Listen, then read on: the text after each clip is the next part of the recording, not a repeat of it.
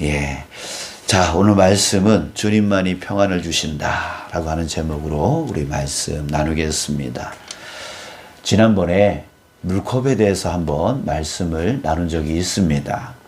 우리 컵에 물이 반이 차 있는데 어떤 사람은 그것을 보고 물이 반밖에 없네 라고 말하는 사람이 있고, 또 어떤 사람은 그것을 보고 야, 물이 반씩이나 있네 라고 말하는 사람이 있다라고 하는 것이죠.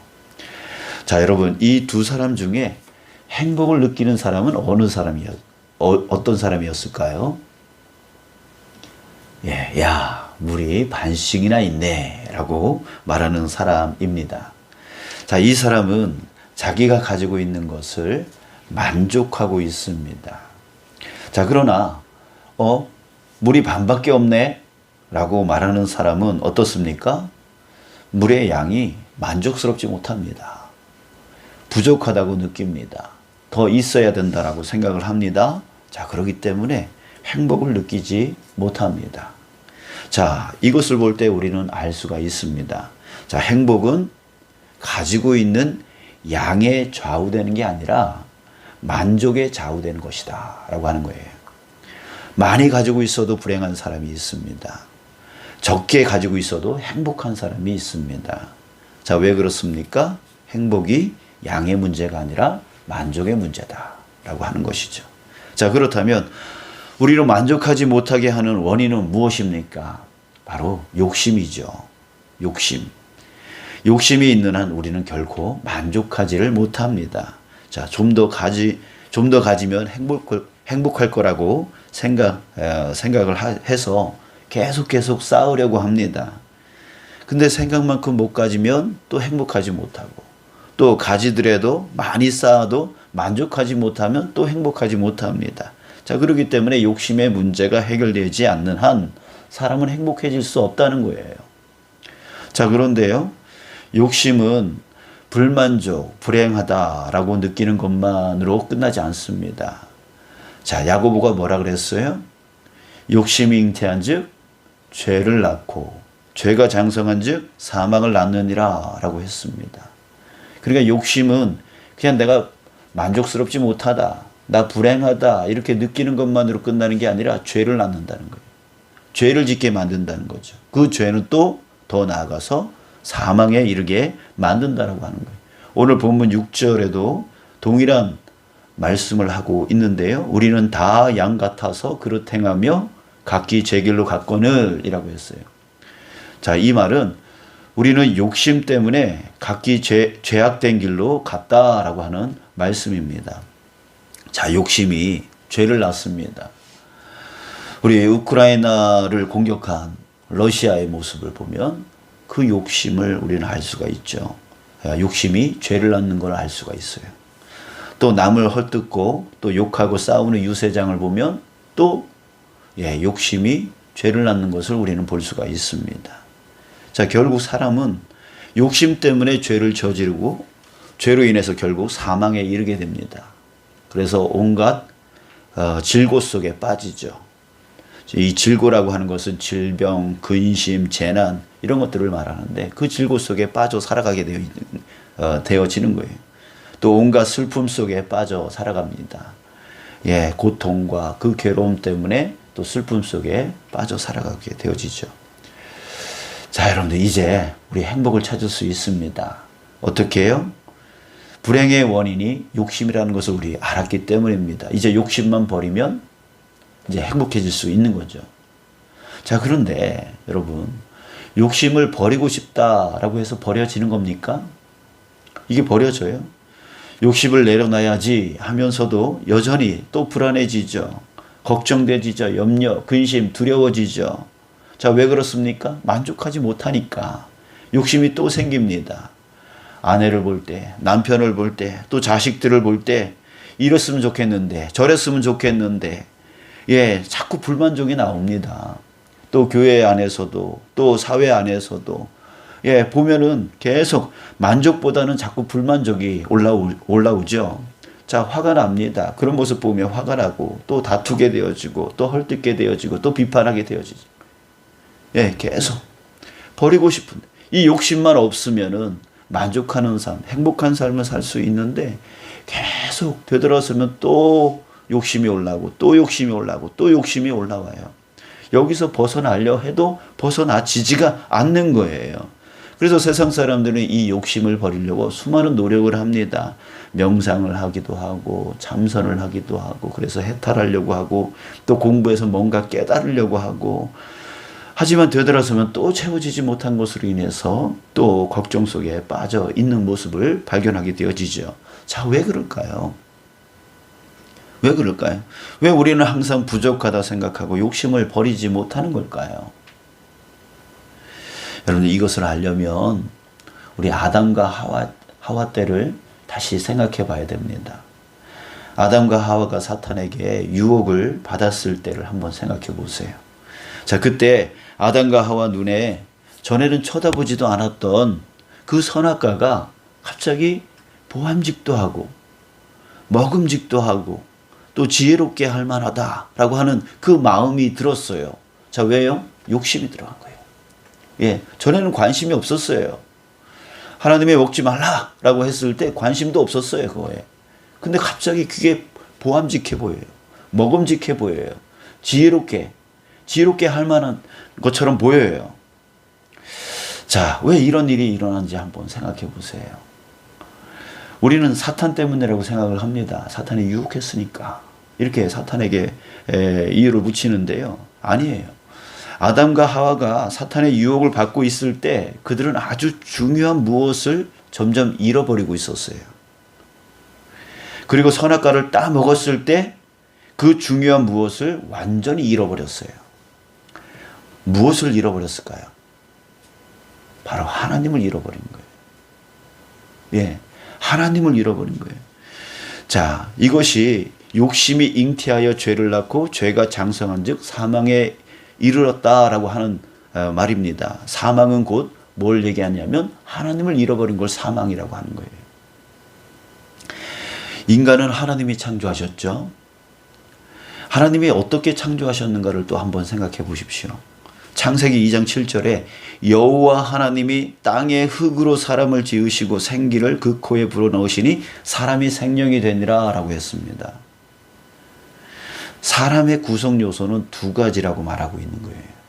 뭐냐면 땅의 흙으로 사람을 지으시고 티끌, 먼지 같은 티끌을 모아서 하나님이 사람 모양을 만들었어요. 지금 우리의 모양을 만들었어요.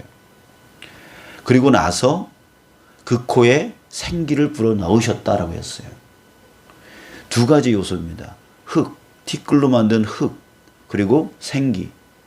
이 두 가지 요소가 합쳐진 게 바로 우리 사람이에요. 그래서 우리가 지금 움직이고 있는 거예요. 그래서 영적인 존재, 정신적인 존재, 육체적인 존재, 이 세 가지가 합쳐져 가지고 지금 우리가 이렇게 움직이고 자유자재로 이렇게 움직여 나갈 수 있게 되어진 거, 생각할 수도 있고, 그렇게 되어진 거죠. 자, 그런데 여기서 중요한 것은 뭐냐면 생기가 중요합니다. 이 생기가 무엇이에요? 바로 이 생기는 영이신 하나님을 얘기해요.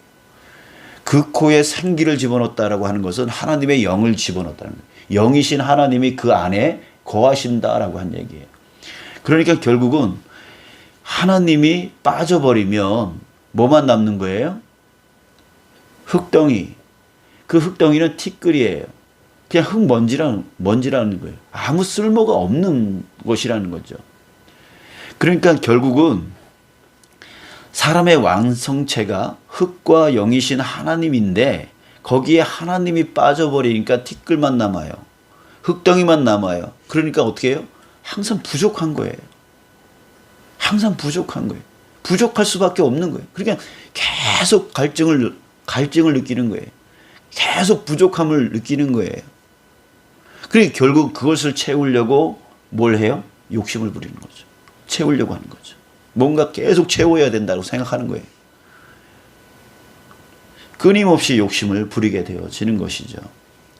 사랑하는 여러분, 욕심은 우리가 버리려고 해서 버려지는 것이 아니라 이 욕심은 언제 버려질 수가 있냐면 바로 하나님이 채워질 때에 버려질 수 있는 거죠. 왜요? 더 이상 이제 욕심을 부릴 필요가 없으니까요. 완성체가 되어지니까. 하나님이 채워지면 완성체가 되니까 더 이상 욕심을 부릴 필요가 없어지게 되어지는 거예요. 세상 사람들은 참선을 해서 뭐 해탈을 하려고, 해탈을 하면 욕심을 다 내려놓을 수 있다고 하고, 뭐 명상을 통해서 욕심을 다 내려놓을 수 있다고 그러고, 어떤 사람들은 뭐 운동을 열심히 하면 그런 거 다 내려놓을 수 있다라고 뭐 이렇게 얘기를 하는데 아니에요. 아니에요. 사람이 어떻게 만들어졌는지를 우리가 알면 그것을 알 수 있어요. 하나님이 빠져버릴 때 부족함이 생기는 거예요. 근데 하나님이 채워지면 그 다음부터는 욕심 부릴 필요가 없는 거예요. 만족의 상태가 되어집니다. 그 만족의 상태는 우리는 평강이라고 하는 거예요. 평화라고 하는 거예요. 평안이라고 하는 거죠. 그래서 이 평안의 히브리어로 보면은 완전 퍼펙트라고 하는 뜻을 갖고 있는 거예요. 자, 오늘 말씀을 이제 보십시오. 하나님이 우리를 얼마나 사랑하시는지, 우리가 이 욕심 때문에 당했던 그 고통, 그것을 어떻게 해결해 주시고 계시는지 그 사랑과 그 은혜를 우리가 깨닫기를 바랍니다. 제가 오늘 말씀을 다시 한번 읽겠습니다. 오늘 개정 개역으로 읽지 않고 표준 세번역 성경, 그 성경으로 제가 읽어 드릴게요. 뭐라고 하는지요. 그는 실로 우리가 받아야 할 고통을 대신 받고, 여기서 그는 예수님입니다. 메시아를 얘기합니다. 그는 실로 우리가 받아야 할 고통을 대신 받고 우리가 겪어야 할 슬픔을 대신 겪었다. 그러나 우리는 그가 징벌을 받아서 하나님에게 맞으며 고난을 받는다고 생각하였다. 그러나 그가 찔린 것은 우리의 허물 때문이고 그가 상처를 받은 것은 우리의 약함 때문이다. 그가 징계를 받음으로써 우리가 평화를 누리고 그가 매를 맞음으로써 우리의 병이 나았다. 우리는 모두 양처럼 길을 잃고 각기 제 갈 길로 흩어졌으나 주께서 우리 모두의 죄악을 그에게 지우셨다. 여러분, 하나님은 우리에게 다시 오시려고요. 우리에게 다시 들어오시려고, 그래서 우리로 욕심에서 해방되어져서 완전한 행복 가운데로 인도해 주시려고 그 아들 예수 그리스도를 우리 죄를 대신 짊어지게 해 주셨던 거예요. 예수님이 말씀하셨습니다. 요한복음 14장 27절에서 평안을 너희에게 끼치노니 곧 나의 평안을 너희에게 주노라. 내가 너희에게 주는 것은 세상에 주는 것 같지 아니하니라. 너희는 마음에 근심하지도 말고 두려워하지도 말라. 예수님, 그 예수님이 이 땅 가운데 오셔서 우리를 대신해서 그 모든 질고와 그 모든 슬픔을 대신 짊어져 주시고 그 슬픔과 그 고통의 원인인 그 모든 죄, 우리를 사망에 이르게 만들었던 그 모든 죄를 다 짊어지시고 우리의 죄를 다 씻어주신 것. 그래서 우리로 하여금 하나님 안으로 다시 돌아갈 수 있도록 만들어 주신 것이죠. 그게 바로 하나님의 사랑이고 하나님의 은혜인 거예요. 이것을 위해서 희생하여 주셨던 예수님의 사랑이고 그 은혜, 그것이 바로 저와 여러분들 안에 있는 줄 믿습니다. 여러분들 삭개오를 한번 생각해 보십시오. 그는 욕심꾸러기였습니다. 욕심이 많은 사람이었어요. 그래서 자신이 세리장이라고 하는 그 직책을 갖고 엄청나게 부정축제해서 부를 축적했습니다. 그런데 그는 항상 만족함이 없었어요. 돈을 채워도 만족함이 없었어요. 사람들은 이 사람을 죄인으로 낙인 찍었어요. 만족이 없었어요. 그 욕심을 버리면 되는데, 그 돈을 내려놓으면 되는데 그걸 내려놓지를 못하는 거예요. 또 채우려고 해요. 또 채우려고 해요. 그런데 그가 예수님을 만났습니다. 그때 그에게 진정한 평안이 채워졌습니다.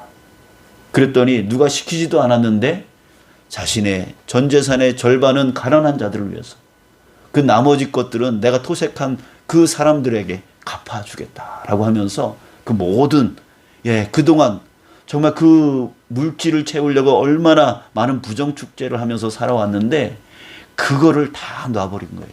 왜요? 평안이 오니까. 왜요? 예수님을 만나니까. 여러분, 예수님을 만나면 바로 이 평안이 우리 마음 가운데 충만해질 줄 믿습니다. 그 평안을 주시기 위해서 하나님께서 우리에게 예수 그리스도를 보내주신 거예요. 여러분들 이제 우리 예수님 안에서 평강을 누려나가는 저와 여러분들 되어질 축복합니다. 이제 더 이상 싸울 필요가 없고 이제 더 이상 일할 필요가 없다는 얘기가 아니에요. 우리가 평강 가운데서 열심히 일해 나가고 평강 가운데서 열심히 행하여 나가 그 열매를 따먹는 자 되어지는 저와 여러분들 되어지길 원하는 것입니다. 매일매일 어떻게 살지? 어떻게 이것을 이루지?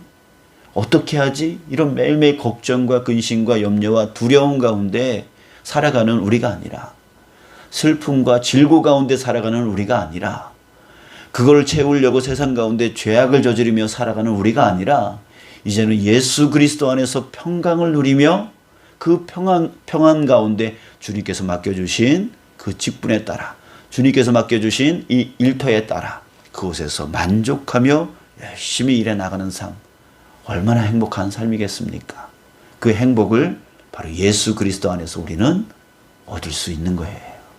하나님이 내 안에 채워짐으로 인하여 우리는 온전한 평강을 누릴 수 있게 되어지는 것입니다. 여러분들 우리 그리스도인입니다. 그리스도인에게 주신 이 특권을 저와 여러분들이 이제 이후로부터 그것을 누려나가는 저와 여러분들 되기를 원합니다. 그러기 위해서 끊임없이 오늘도 내일도 모레도 끊임없이 주님 나 부르실 때까지 끊임없이 우리 예수님을 부르짖는 거예요. 예수님을 의지합니다. 예수님 내 마음에 오시옵소서. 끊임없이 예수님을 부르짖을 때에 오늘도 또 주님께서 일용할 양식, 바로 하나님을 내게 채워주셔서 내 안에 역사하여 주셔서 오늘의 그 양식 평강을 채워주시고 내일도 또 주님을 찾아서 또 오늘의 양식을 채움받아 그날 또 평강을 누려나가는, 그렇게 매일매일 일용할 양식을 주님께서 채워주시게 되어지는 거예요. 그러나 오늘 우리 주님 앞에 우리 간절히 구하기를 원합니다. 다른 것을 구하는 게 아니라 주님을 구하시길 원합니다. 예수님을 구하시길 원합니다. 그래서 평강을 입고 나가는 이 자리가 되어지길 원합니다. 그래서 오늘 하루 동안 평강한 하루가 되어지길 축복합니다. 그리고 오늘 하루 예수님의 고난에 동참하는 삶 살기를 원합니다. 그래서 말씀을 쫓아가려고 할 때에 얻어지는 그 고난, 그걸 두려워하지 마시고 주님이 나와 함께 하심으로 나는 승리할 수 있다라고 하는 그 삶을, 그 승리의 삶을 오늘 하루 살아가는 저와 여러분 되어지고, 그 맛을 보았을 때 내일도 그렇게 살아야지, 내일 모레도 그렇게 살아야지, 이렇게 살아갈 수 있는 저와 여러분 되어지길 축복합니다. 기도하겠습니다. 주님,